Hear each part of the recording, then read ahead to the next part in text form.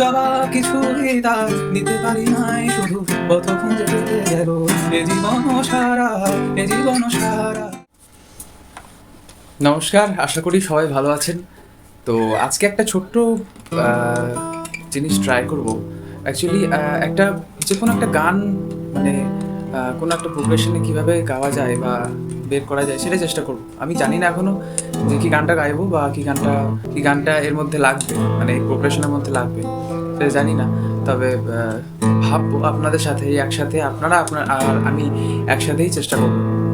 তো দেখুন, প্রোগ্রেশন মানে হচ্ছে যে আমি যেটা বাজাবো, ধরুন সি বাজাচ্ছি, তো এই যে সি, সি মাঝের, এটা সি, এটা সা হচ্ছে সা, ঠিক আছে। এবার এফ, তারপর জি, এরকম আছে। তো আরও কর্ড আছে, রিলেটিভ কর্ডস, এগুলো রিলেটিভ কর্ডস। তো এইগুলো মিলিয়ে যদি কোনো গান বের করা যায়, মানে এইগুলোই ইউজ হবে, শুধু এর রিলেটিভ কর্ডসগুলো ইউজ হবে। তো চলুন শুরু করা যাক। আশা করি আপনারা গিটারটা দেখতে পাচ্ছেন এবার। তো শুরু করি।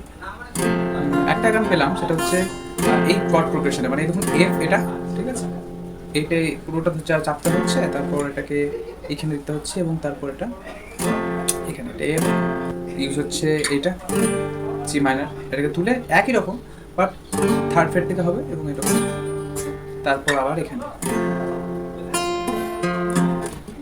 আমায় প্রশ্ন করে ধ্রুবতারার, কতকাল আমি রব দিশাহারা, রব দিশাহারা, মানে শেষে আবার এফেই ফিরে আসতে হচ্ছে আমাদের। তো এটাই আমি ট্রাই করি। প্রশ্ন করে ধ্রুবতারার, কতকাল আমি রব দিশাহারা, রব দিশাহারা, এ জীবন সারা, এ জীবন সারা, আমায় প্রশ্ন করে ধ্রুবতারা, রব দিশাহারা। সরি, এটা সিয়া। চলুন তাহলে কিরকম দাঁড়ালো বিষয়টা দেখি। আমায় প্রশ্ন করে নীল ধ্রুবতারার, কতকাল আমি রব দিশাহারা, রব দিশাহারা, জবাব কিছুই তার দিতে পারি নাই, শুধু পথ খুঁজে পেয়ে গেল এ জীবন সারা, এ জীবন সারা।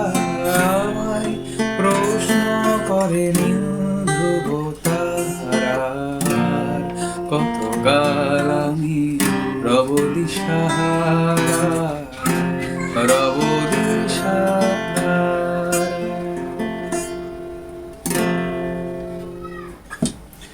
নমস্কার, আজকে এখানেই থাক। পরের দিন আবার নতুন কিছু গান নিয়ে আসবো এবং ট্রাই করবো। ধন্যবাদ।